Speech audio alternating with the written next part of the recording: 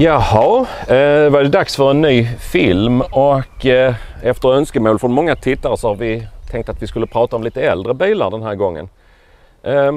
Nu har vi en väldigt speciell Jaguar här, eller vad är det vi har här egentligen, Bertil, du som äger bilen? Det är egentligen både och, för att det är en Jaguar Mark 2, men det är en Daimler-variant.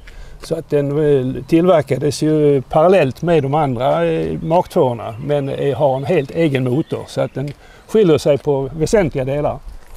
Ja, och utseendemässigt då kan vi ju säga här att vi ser den väldigt speciella grillen som har ju sitt ursprung i den här gammaldags kylarna som bilarna hade för ännu mycket längre sedan i sekelskiftet 1800-1900.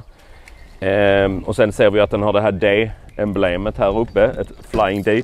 För övrigt, ni som älskar Leaping Cats på Daimlers, ni kan sluta lyssna nu, men jag tycker det är en styggelse. Bilen är en Daimler och ingen Jaguar, så att ha en Leaper på en sån här känns helt fel för övrigt.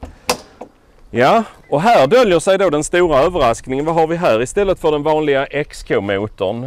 Ja, då ligger här en liten V8 på 2,5 liter bara. Gjutjärnsblock med en aluminiumtopp, hemisfäriska förbränningsrum. En mycket trevlig liten motor som har stor segdragningsförmåga och går mjukt och tyst. Den är dessutom, i detta fallet, bilen är manuellt växlad, som vi kan prata mer om sen. Det är så att det här motorn är ju då en ren Daimler-konstruktion sedan innan bilmärket Daimler togs över av Jaguar. Vilket du säkert, men det var också så att visst är det så att konstruktören av motorn är väldigt känd i en annan värld. Precis. Han hette Edward Turner och han är en känd motorcykelkonstruktör. Bland annat så gjorde han Triumphs Twin-cylindrar, motorerna till dessa på mellankrigstiden någon gång 50-talet skulle jag tro det var. Och sen använde han de kunskaperna för att tillverka och konstruera denna motorn. Denna varianten är den lilla varianten, sen gjorde han en större också på 4,5 liter. Men den kom aldrig in i någon Jaguar-modell, utan den låg enbart i en större Daimler-modell. Stämmer, ja. Ska vi starta den så vi får höra hur den låter, för att den är ju, har ju ett ganska distinkt ljud.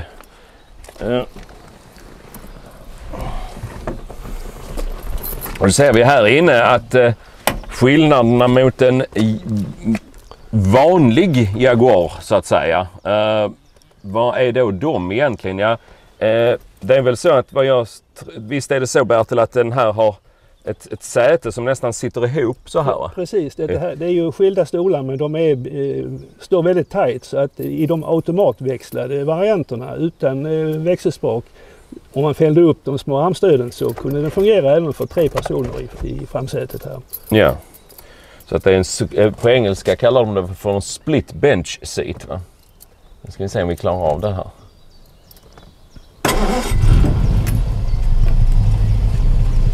Ja, har vi ljudet.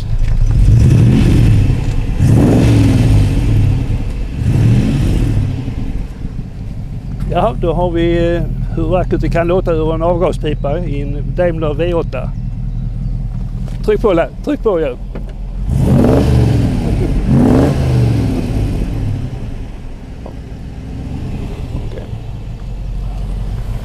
Fantastiskt mjuk och fin tomgång också, och sen ett härligt muller.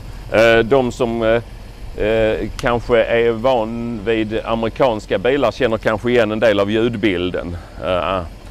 Påminner en hel del om en betydligt modernare Chevrolet Camaro som vi hade inne här precis, som körde iväg. Fantastiskt trevlig bil. Nu när vi nu pratar Daimler, du har forskat lite om detta, för det är ju en fråga som jag har förstått kommer upp väldigt ofta på bilträffar och så. Precis, man brukar fråga, ja men Daimler, det är inte en tysk bil, Daimler-Benz tänkte de på. Och de har väl lite grann rätt, men inte helt ändå, för att Daimler, den engelska varianten tillkom väldigt tidigt, och det var en man som hette Fredrik Sims, en engelskfödd, eller en engelsk släkt men en tyskfödd man. Och han lärde känna Gottlieb Daimler, den stora konstruktören, redan på slutet av 1800-talet. och fick så bra kontakt med honom så han blev agent för Daimlers patent i England. Och så småningom så kunde det frikopplas så han kunde själv starta en egen Daimler-gren i England. Och det började redan i början av seklet. Och sedan dess har Daimler-grenen då utvecklats helt separat i England och därför är det ett engelskt bilmärke idag. Och har varit i många år. Okej. Moderna tider. Får klippa bort. Jo, men då var det ju så att sen så var ju så att det här Daimler-fabriken den fanns ju då under många decennier i första halvan av 1900-talet. Men när togs den sen över av Jaguar då? Ja, sen var det så att Jaguar hade problem i slutet av 50-talet med sin tillverkningskapacitet. De hade inte lokaler tillräckligt och då låg Daimler-fabriken på lagom avstånd i Radford. Och det gick inte så bra för Daimler heller för att de här stora lyxiga bilarna var inte fullt så populära. Och de sökte få fram en enklare och mer folklig bil men lyckades inte riktigt. Det blev affär så att hela Daimler-fabriken köptes utav Jaguar 1960. Och då fick de med sig dels en del gamla Daimler-modeller, bland annat den lilla sportbilen SP250 som ni kanske har talat om tidigare. Där Daimler försökte slå sig in på sportbilsmarknaden i USA. Och i den bilen låg just den här lilla V8. Och den blev då Jaguar så förtjust i så att de testade den i en Mark 1 först faktiskt för att se om det var någonting att hålla på och blev väldigt förtjusta. Och till slut så lyckades de göra en ny variant ett par år efter Mark 2 hade kommit igång. 62 kom den första Daimler V8 där. Så var det den kopplingen. Och, så att det här är ju då man kan säga den första hybriden Jaguar-Daimler egentligen kan man väl säga. Senare bilar med Daimler-emblem eller Daimler-identitet är ju mer av rena Jaguar-modeller med lyxigare utrustning och delvis annan dekor och bättre träpaneler och så för att hålla uppe märkets status. Det är ju, alltså, Daimler sålde ju ganska bra på 90-talet till exempel under den här eran som kallades XJ40. Och de senaste Daimler-bilarna som fanns i produktion från Jaguar, det var ju alltså den modellen som vi kallar för X358, det vill säga den faceliftade XJ-serien från 2008-2009. Efter det har det inte tillverkats några Daimler-bilar. Varumärket ägs ju fortfarande av Jaguar, men det finns inga planer att använda det i nuläget vad jag vet. Jag vet att när vi hade vi hade en utbildning här för det är säkert 10 år sedan nu, där vi hade besök av de här engelsmännen från Jaguar Enthusiast Club, och då berättade de att begravningsbranschen framförallt i England, de ville ju verkligen att Jaguar skulle producera Daimler-bilar, för de ansågs ju vara mera status och mera så här mera pondus i dem. Men Jaguar vägrade ta fram en Daimler-grill till den här X351-modellen, så det fick bli Jaguar likbilar och limousiner istället som specialtillverkades. Jaha, vad säger du Bertil? Ska vi köra en liten runda med den här underbara bilen? Det får du gärna. Ja, så kan du väl berätta lite om hur du har kommit just det här exemplarets historik medan vi kör. Ja, visst.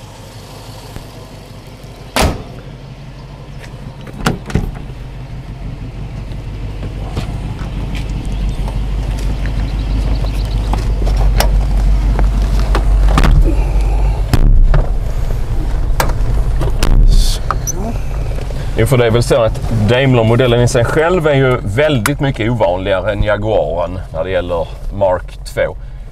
Det här är väl, vad är det för årsmodell på den här förresten? Detta är 1968. Ja. Så att det var det näst sista året den tillverkades. Ja, och då är det väl egentligen strikt talat ingen Mark 2 heller, utan det är väl den har de här lite tunnare stötfångarna. Precis, den följde ju samma utveckling som i Mark 2, alltså 240 och 340-serien. Så att just kofångarna känner man lätt igen det på. Ja. Men du sa att den är sällsynt och det får man väl säga kanske. Att totalt sett tillverkades det nästan 18 000. Men då är det ju av den stora Mark II-produktionen vi pratar. Just de allra flesta var automatväxlade och de allra flesta var högerstyrda. Så att just den här bilen som vi nu sitter i, den är väldigt sällsynt. För att jag har fått reda på från historiska källorna att den här är tillverkad enbart i 51 exemplar. Alltså vänsterstyrd och med manuell växellåda. Så att det lär man inte se så många om idag. Och visst var det så att om jag har förstått det hela rätt så marknadsfördes egentligen inte Daimler-modellen i Sverige på 60-talet. Men det gick att specialbeställa den. Jag har hört talas om ett par andra svensksålda Daimlers, men det var ytterst få. Ja, den här bilen är inte direkt svensksåld, men däremot var det första ägaren var en svensk affärsman och han var stationerad i Österrike, i Wien. Så att bilen är levererad till Jaguars försäljningsställe i Wien. Och sen där bodde han ett år och när han sen flyttade hem till Sverige så tog han denna bilen med sig som flyttgods. Så att mesta tiden har den gått i Sverige. Ifrån stationerad i Helsingborg men på väldigt många långresor ute i Europa och även i Sverige. Och sen efter den här första ägaren hade haft den, vad hände sen med bilen? Ja, han körde den i nästan 20 år. Och den blev det fanns inga bra Jaguar-verkstäder. Det roliga var att jag lyckades spåra honom när jag hade köpt bilen för 25 år sedan. Och han bodde i Helsingborg och jag tog kontakt med honom och frågade om han ville åka en tur i sin gamla Daimler. Och jag mötte honom i Helsingborg. Han stod uppklädd i mörk kostym och var väldigt spänd. En gammal man var han då. Och då på den lilla bilturen i Pålsjöskog och där omkring så berättade han historien var han hade varit med den. Varför han hade kört sådana långresor. Han var då handelsresande och han berättade väldigt mycket detaljer om historiken. Men när bilen var slut så var det svårt att reparera den på den tiden. Så att den blev stående och hamnade hos en andra ägare i Småland. Och där stod den i många år utan att bli renoverad. Och då för 25 år sedan när jag köpte den så köpte jag den av en man i Skåne som hade gjort en snabb renovering och la ut den till försäljning.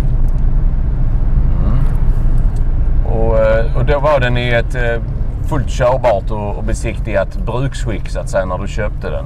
Ja, den var estetiskt ganska prydlig. En hel del både maskinellt och karossmässigt och rostmässigt. Men jag har kört den alla år men under en rullande renovering kan man säga. Så att lite förbättringar varje år och stora saker ibland. Ja. De stora sakerna du har gjort genom åren, kan du nämna vad det var för någonting? Ja, det första som vi upptäckte det var att skärmarna såg inte ut som normalt på en Jaguar. Det var en väldigt konstig form på hjulhusen. Och sen upptäckte jag att han hade svetsat på bitar från Volvo Amazon framskärmar. Och det var ju rostfickor bakom och under så att det var bara att jag började leta. Jag hittade då 2 stycken originalskärmar som jag fick svetsat på och lackerat om. Och sedan den största grejen var väl egentligen när motorn plockades ut och skickades till England för helrenovering. För att den hade ju då gått över 20 000 mil och den drack olja ungefär 1 liter var 50:e mil ungefär skulle jag tro att jag fick fylla på. Ja, det var ju en imponerande oljeförbrukning. Ja. Det är mer än man en Saab 2-taktare eller en Trabant har. Det är mer än 2%. Det syntes på rökpuffarna bakom bilen. Som en parentes kan jag säga att jag har haft en XJ6 2 med liknande oljeförbrukning. Den drog väldigt lite bensin men väldigt mycket olja. Och det berodde ju på att givetvis är det ju ett energivärde även i oljan. Den eldar upp så att säga. Ja. Så att, och den drog också ungefär, jag tror den drog typ 3 liter per 100 mil eller något sånt där.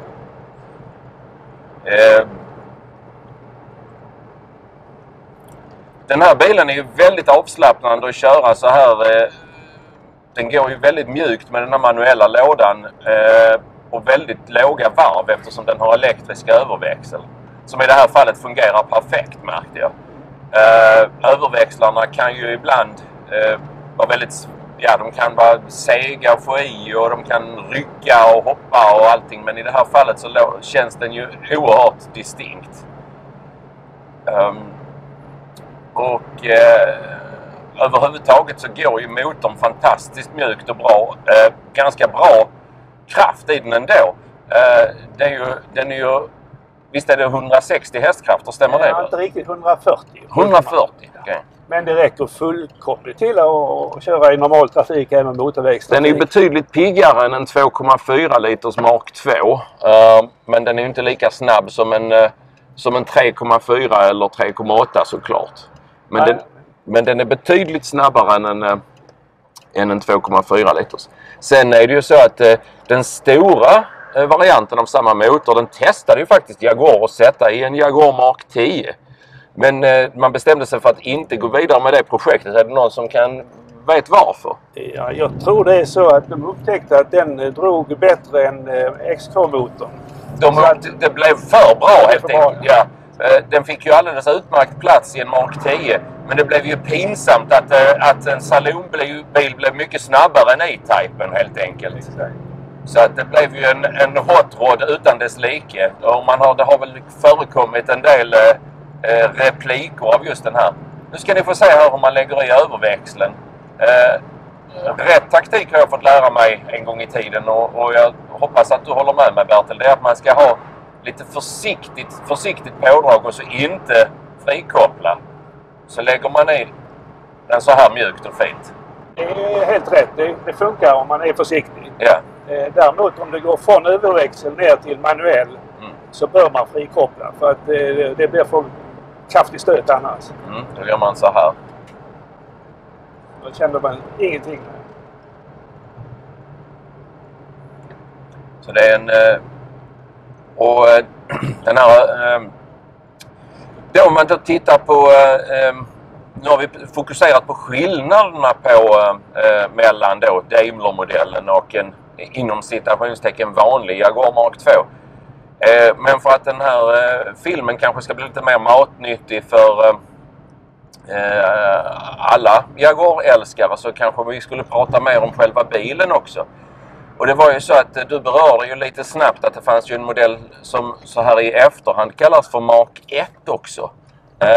Mark 1 kallades ju aldrig Mark 1 när den fanns, utan det är ju en så kallad, vad kallar man det, retrospektiv beteckning. Det vill säga att när då den modellen utvecklades så kallade man då nästa modell Mark 2.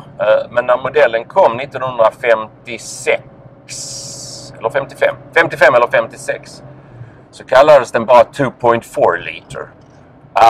Och det var ju då Jaguars första försök under efterkrigstiden att bygga en lite mindre bil som skulle kunna konkurrera med lite lyxigare, främst på den inhemska marknaden konkurrera med Riley och Wolseley och allt vad det fanns för lite finare bilar.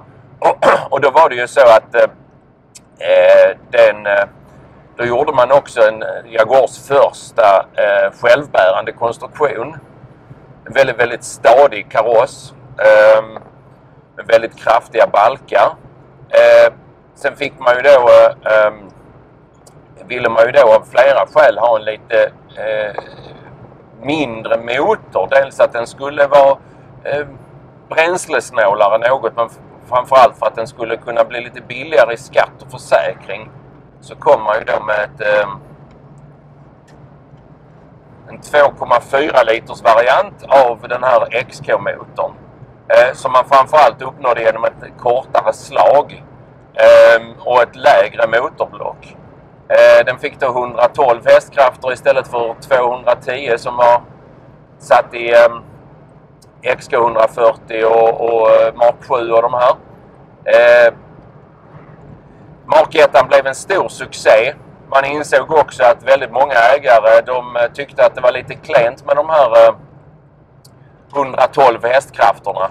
Så många ägare gjorde ju själv en konvertering där de satte i 3,4 liters motorer.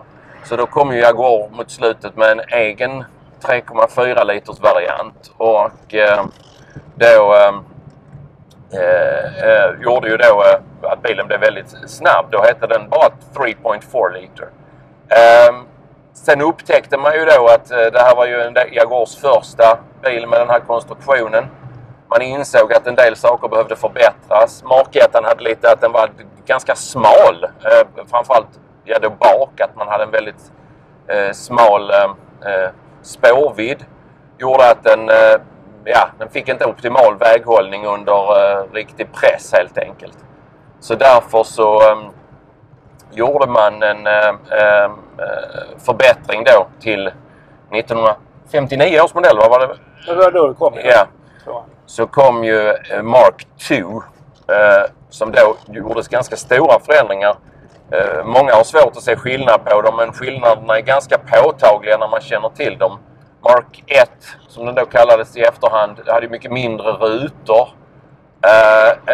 Inredningen var mycket mer gammaldags, där man hade hastighetsmätare och allting här i mitten istället för att underlätta konverteringen mellan höger- och vänsterstyrt. Och sen så så det var stora skillnader. Och sen fick man då en bredare spårvidd. Skivbromsar blev standard. Mark II-modellen då, den blev sen basis för ett flertal andra modeller. Jaguars kompaktsaloner är liksom en väldigt komplicerad röra. Där man mitten av 60-talet, 63, tror det var 63-64, kom även med en modell som heter S-Type. Där de då fick en E-Typens bakvagn i stort sett. Och en individuell bakvagn och lite större bakände kan man säga, med större bagageutrymme och lite bulligare bak till helt enkelt. Den var ju då den utvecklades sen ytterligare till en modell som heter 420 Saloon. Inte att förväxlas med 420G som ju är en Mark 10. Ytterst förvirrande, men 420 Saloon var ju då den slutgiltiga utvecklingen av det här Mark 1-konceptet. Och de sista bilarna av 420 Saloon tillverkades nog så sent som 69 tror jag. Den här tillverkades också de sista bilarna 69. Ja. Vad ska man då titta på när man är intresserad av att köpa en sån här gammal Jaguar?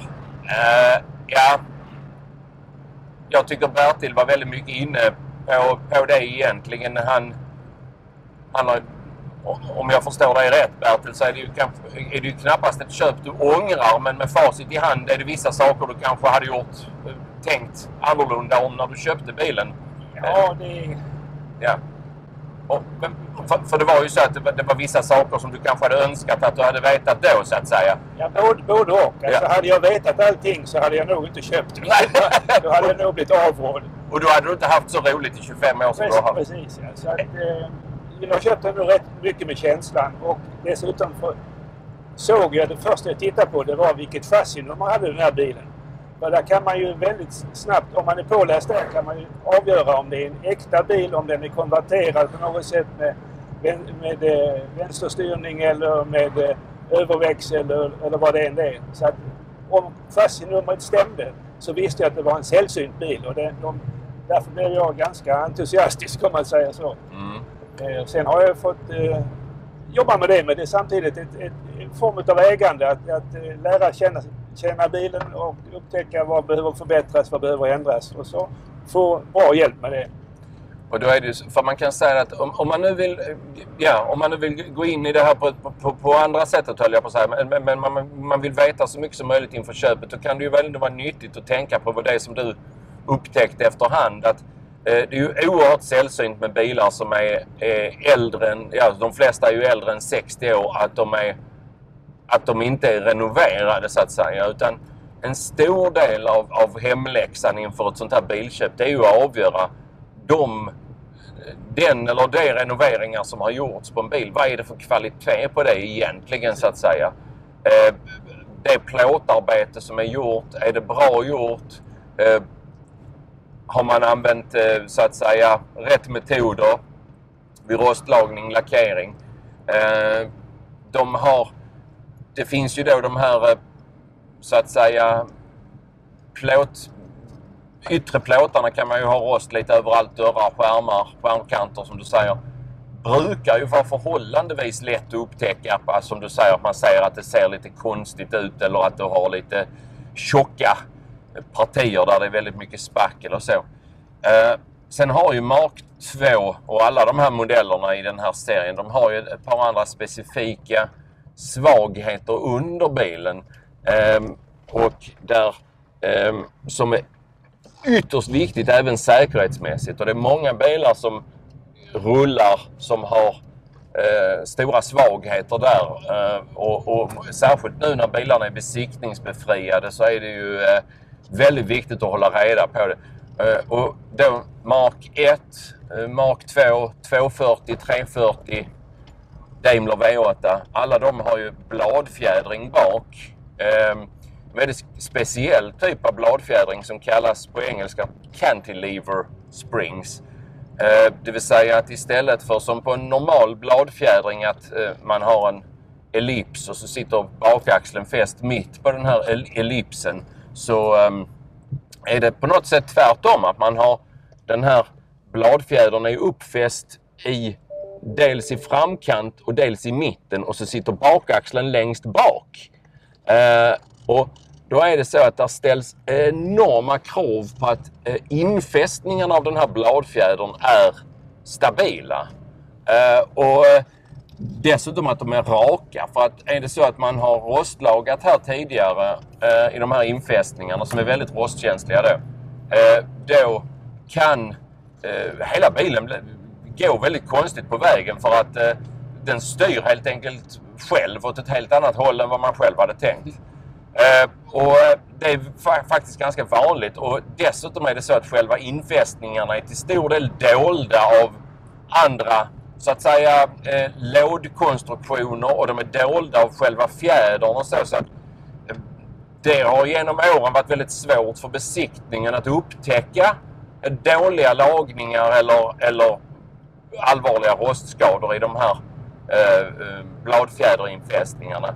Så att det där är en väldigt känslig detalj att ha koll på, för att är det inte seriöst lagat så kan det bli faktiskt rent ut sagt farligt. Samma sak gäller de främre rambenen där framvagnsbalken är infäst. Den har också en tendens att kunna rosta och på ett sätt som gör att besiktning och så har haft ganska svårt att upptäcka det. Som sagt var, karossens kondition är ju kanske det allra viktigaste när man tittar på en sån här bil.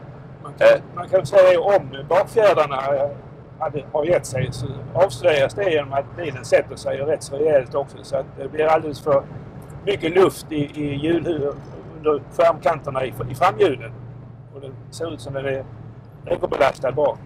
Men det var redan renoverat på denna. Det här var nya bakfjädrar och infästningar. Så att där hade jag tur.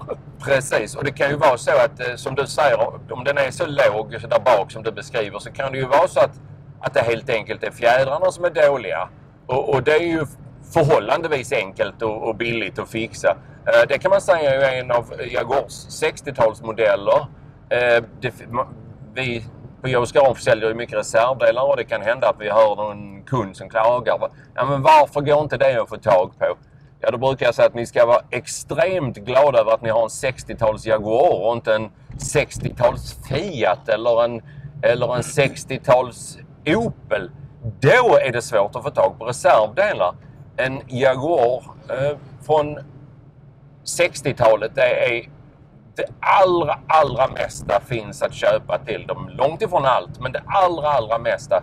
För det här är ju en stor industri, eller en stor ett jättestort intresse, och framförallt då i bilens hemland. Så att det nästan allt går att få tag på. Och vilket ju är en stor välsignelse. Sen är ju tyvärr kvaliteten lite blandat. En del nytillverkade delar är ju utförda med en god portion optimism och sämre precision kan man säga. Men sen är det ju så att som sagt vad viktigast är ju givetvis karossens kondition, där man ska kolla allting under till framförallt med noggrant och leta inte bara efter rost utan framförallt kanske efter dåliga gamla lagningar där man ser ju ofta någon sorts generell kvalitet. Man ser att plåtar ligger på varandra. Vi har haft E-typer som har sett ut som kolhuvuden under till, där det har varit bitar på bitar där man har använt plåtbitar som inte har varit större än 1 decimeter gånger 1 decimeter för att man har haft lättare att göra kurvor. Liksom man har byggt upp stora partier av golv och trösklar av småbitar helt enkelt. Och det kommer ju aldrig att bli bra så att säga. Då inser man ju att den som håller på har haft noll kunskap och ännu mindre intresse av att det skulle bli riktigt bra, utan det var som Bertil säger en snabb renovering. Sen när man väl har kommit så långt att man vet att det här är en kaross eller ett skal att satsa på, då är det ju så att man ska ju inte bortse från mekanik och sånt heller. För jag menar, vill man ha en bil som går lika bra som den ser ut, så är det ju viktigt att motorn inte är allt för sliten, inte dricker för mycket olja. Att bromsar och sånt är ju säkerhetsmässigt, och det är ju sånt som kan kosta förhållandevis mycket pengar. Mark 2 och i ännu högre grad S-typen har ju rätt så speciella bromsar där ute vid hjulen sitter det ju såna här, det är ju skivbromsar, men man kan säga att de ser inte ut som moderna bromsok, utan man har liksom på varje bromsok sitter det 2 stycken lösa cylindrar skruvade med 4 skruvar. Och de här cylindrarna, de är lite bakvända kan man säga jämfört med en modernt bromsok. För att tätningen sitter i kolven och så rör sig tätningen fram och tillbaka. Och det innebär att det är ju när cylindern blir rostig eller sliten som man får problem. Det vill säga att då kan man inte byta kolvar, för det är ju cylindern som är problemet. Det gör ju att de är förhållandevis dyra, och där sitter ju då 4 stycken på varje axel. Så har man en bil som då har stått länge, som behöver en total bromsrenovering, ja då är det 8 sådana där cylindrar man behöver byta. Och sen är det skivor och allting för det. Så det är väldigt lätt att lägga ganska mycket pengar. Även om man gör allt jobb själv, så är ju reservdelarna till en total bromsrenovering kostar ju en hel del. Så att som sagt var, men det här är bilar som är ändå är lätta att hålla på med. Är man van vid mekanik så är det inte svårare att så att säga renovera en Jaguar Mark 2 än att renovera en Volvo Amazon egentligen. Allting är bara lite större och lite mer påkostat, men konstruktionerna är ju snarlikt egentligen. Nu när vi sitter här tänkte jag bara berätta inredningen som vi nu skymtar här runt. Det är helt original ifrån 68. Och det var det som jag blev väldigt charmad av. Doften sitter kvar.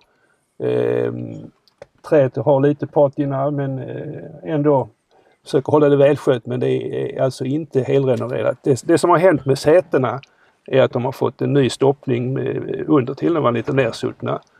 Och sen ett liten men mycket viktig sak var att sätena var snygga, prydliga när jag köpte den. De var röda, men när solen sken på dem så blev de klibbiga och de färgade av sig. Så att när bruden som jag körde till kyrkan satt med sin vita klänning där bak och gick ur, så var hon rosa på ryggen, och det var väldigt pinsamt.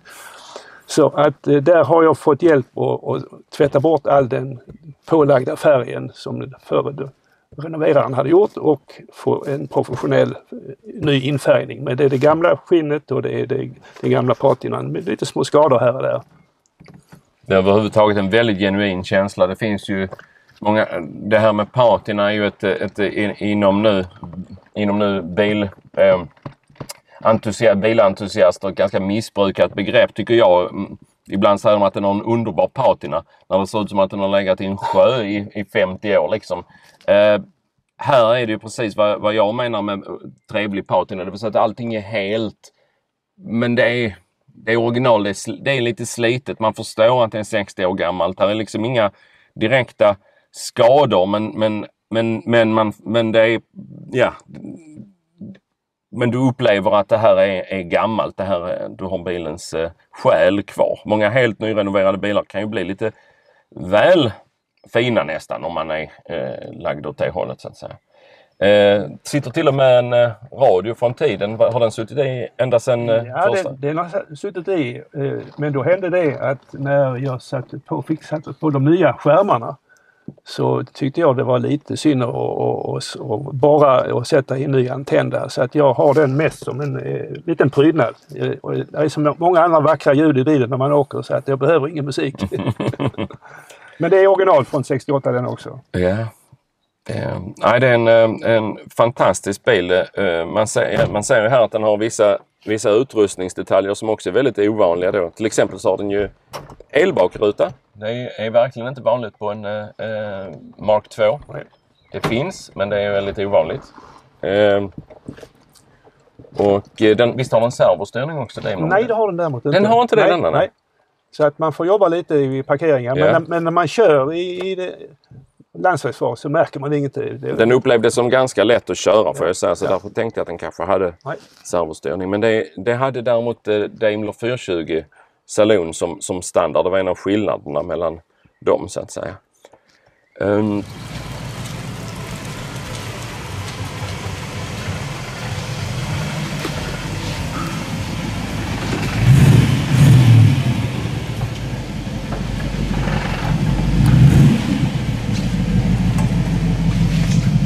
Så när man lyfter en sån här gammal bil så måste man ju tänka sig lite för. Och då är det ju så att då är vi inne lite på det vi pratade om tidigare med kvaliteten på tidigare renoveringar och så. Nu vet jag att den här bilen är då solid så att säga. Men ibland så är det ju så att sådana här domkraftsfästen de kan ju ha blivit ditloppade med 2 loppor ovanpå balkar som knappt existerar för att det ska se bra ut. Så att då kan det ju sluta riktigt illa. Så man får ju vara lite försiktig när man lyfter en sån här gammal bil.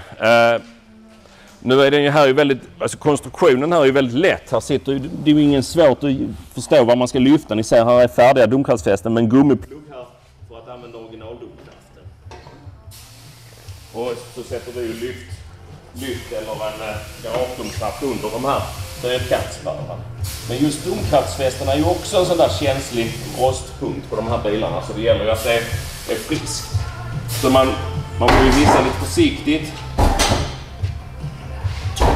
Och sen kolla att de är på rätt plats så att inte bilen har rullat eller flyttat sig någonting.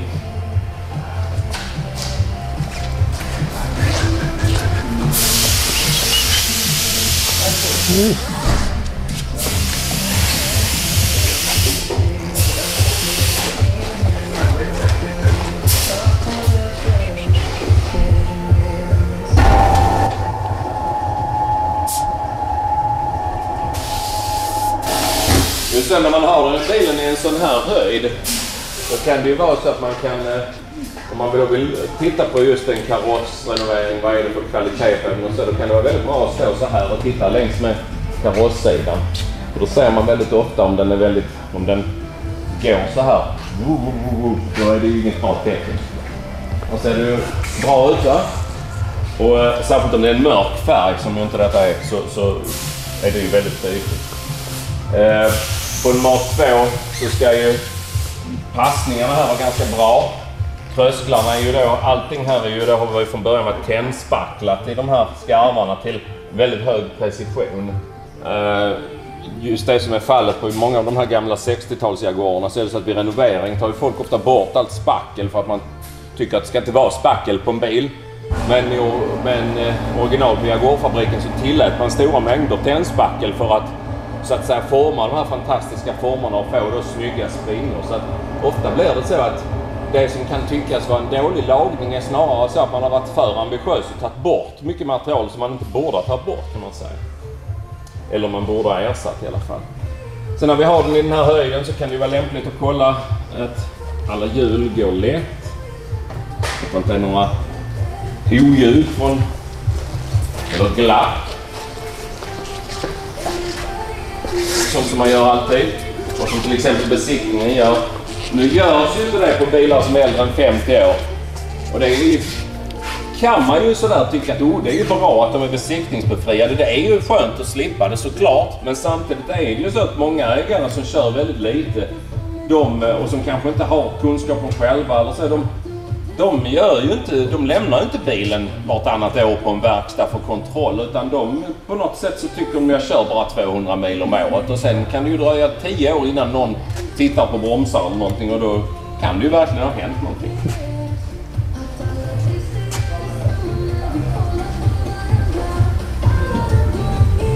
Ja, här känner vi lite, jag kände det lite när vi körde att det är lite glapp i styrningen. Det är ju delvis normalt på en sån här äldre stil så att det finns många leder i styrningen.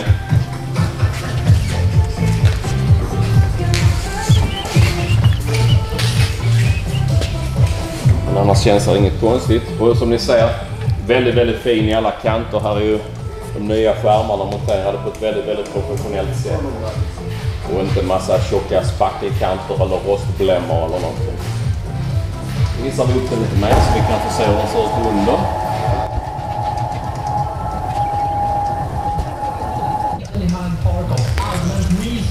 Ser vi här, eftersom det är V8 så har den ju dubbelt avgassystem hela vägen med ett utjämningsrör här. Det som ger lite grann det här karaktäristiska ljudet. Domkraftsfästena är som sagt var en känslig punkt som vi pratade om. Här har de ju uppenbarligen bytt detta och gjort ett snyggt och stadigt jobb, även om det kanske inte är utställningsskick på svetsarna så förstår man ju att det är stabilt. Och det syns ju ingenting på utsidan heller. Här var detta jag talade om, att de här rambenen här från torpedväggen och framåt, vid infästningarna här är de väldigt känsliga. Och har man rost här så kan det ju bli så att framvagnen helt enkelt sitter lite löst i förhållande till resten av bilen. Och det är ju inte speciellt lyckat. Minst sagt. Sen har vi ju då att här är ju som jag sa väldigt många olika leder i framvagnen. Här ser vi att det är den gamla typen av styrleder fortfarande som är smörjningsbara. Det gör ju att de håller väldigt länge om man sköter smörjningen. Sen är det ju väldigt många kanske går lite överkurs med det där och trycker in så mycket fett i lederna att man närmast spränger damasker och sånt. Här ser vi att vi kan ju kolla sen om vi kan se vad det är som glappar lite, för det kändes lite när man kör. Över och nedre kulleder på denna bilen tror jag är bytt. Kan det stämma? Det kan absolut stämma. Ja. Och det här ser ut att vara den nyare typen som inte har smörjnipplar. När den gamla typen är utslitna så är de väldigt svåra, alltså, så är ju delarna som finns idag av tveksam kvalitet. Så är det så att Jaguar är ju väldigt konservativa och har varit, så att det som är så fiffigt är att på en Jaguar Mark II från 60-talet så kan man använda samma nedre kulled som på en Jaguar X300 från 1997. Alltså. Framvagnen är på väldigt många sätt väldigt snarlik ända fram till de sista sista raka sexan från Jaguar på X300-serien. Sen om vi då tittar på bakvagnen så har vi det vi pratar om.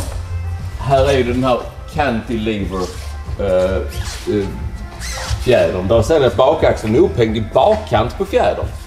Och sen är den fäst här och här i bilen. Så att fjädern fungerar ju även som bakre bärarm kan man säga. Och det är ju då ursprungligen tror jag att det var någon sorts lågprislösning, men Jaguar tyckte att den var smidig. Sitter ju då även ett, nu ska vi säga här, ett lokaliseringsstag här, ett övre reaktionsstag. Sen ser vi att det här läcker lite olja från diffen. Det är egentligen ingenting att precis vara speciellt orolig för. Det gör det ju alltid på sådana här bilar, och så länge det inte forsar ut stora mängder så är det ju hanterbart. Man får bara se till att man får kolla oljenivån ibland.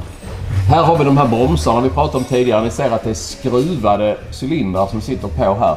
Det finns ju alltså 8 stycken sådana totalt på en bil. Och är de då slitna eller rostiga och gamla och dåliga allihopa så blir det ju en ganska stor kostnad. Annars här under till ser ju allt väldigt bra ut såklart. Vi ska hissa ner den lite grann så att vi kan rycka lite till i framhjulen så ni ser.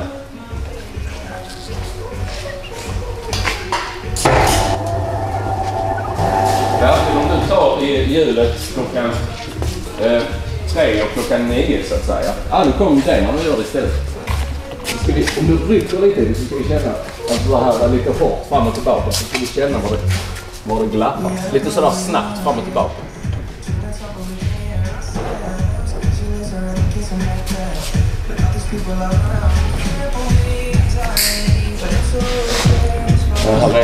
Här är lite glapp i styrsnäckan. Det är nog egentligen det som är det största tror jag. Jag kan rycka lite, kan du känna? Ni hör det också va? Ja. Okej, här är glapp också. Lite glapp i nedre kulöven. Kan du prova en gång till?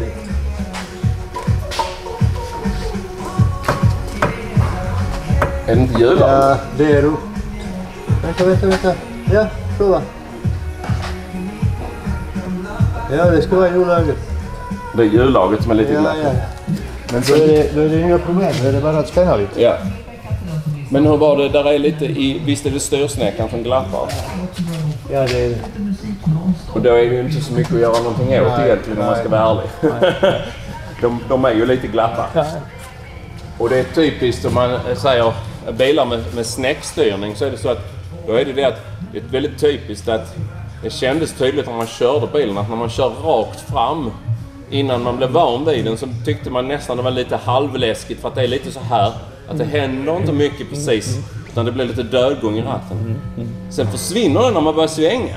Just det. Och det är ju för att snäckan är ju mest sliten där man har kört mest, det vill säga rakt fram. Ja, just det. Ja, så att glappet blir mindre.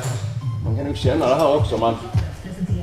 Ja, nu är det mindre glapp när vi svängde över hjulen sen. Så att det är ju alltså ett glapp i själva styrsnäckan och det är ju tyvärr inte mycket man kan göra åt utan det är ju så länge det inte är för mycket så får man ju så att säga leva med det. Detta här är också en sån här känslig punkt för rost. Som är väldigt lätt att fixa egentligen. De här har till och med ett eget namn på engelska. De kallas för crow's feet. De ser ut som kråkfötter. Och balken här under kylaren. Allt här är ju täckt av tjock gammal tektyl och är ju liksom långt ifrån utställningsskick men är ju starkt och rostfritt och liksom är ingenting som föranleder någon sorts åtgärd. De här små tvärbalkarna här, allt det här är ju fruktansvärt gediget. Det är ju nästan onödigt stabilt kan man säga på en sån här bil. Men det var så man ville bygga bilar på den tiden. Jag får fråga om man ska boxera en sån här bil, va? Var fäster man boxeröglan då lämpligast? Jag har för mig att de hade ju... Jag är nästan säker på att de hade en gång i tiden en boxerögla, men den verkar ha rationaliserats bort vid någon renovering. Jag har för mig jag gjorde det för ett år sedan, eller 2 år sedan. Och du menar vi ser det? Ja, ser du inte att den börjar ner där, va? För att då satte han på en krok här, va? Och jag var lite tveksam för att det är rätt tunt material där. Du märkte ju själv där att det där gjorde ju lite... Det hade nog varit bättre att sätta den runt här så att säga, va? Ett helt varv. Ja. Och sen alternativet är ju att man ännu hellre kanske försöker få på till exempel vissa XC-modeller så sitter det ju en krok här. Så du kan ju till och med sätta den här. Det kan du ju inte, det kan du inte skada så att säga. Jag tror faktiskt att det har suttit en boxerögla ungefär här när bilen var ny. Jag har för mig det, jag ska inte säga att jag är säker, men jag har för mig att det har suttit en ögla för att boxera i, men att den har försvunnit vid någon renovering. Så att... Nej, och här ser vi förresten också det här att den har en stötfångare som är tunnare än på en tidigare Mark 2. Det var ju delvis för att man tyckte att det började se omodernt ut med de här breda stora. Sen var de nog fruktansvärt dyra att tillverka och dessutom var de väldigt tunga. Så att det här kändes mera i linje med tiden i slutet av 60-talet. Den här främre stötfångaren, den är ju samma som den som heter 240 och 340. Och jag skulle tro kanske samma som en S-Type också. Tror det också. Ja. Bakre stötfångaren, den är ju inte samma som S-Type. För att S-Typen är ju då längre, den går ända fram hit kan man säga. S-Typen har ingen sån här löstagbar spats. De här spatsen finns ju i en smalare variant för då tävlingsbruk och så.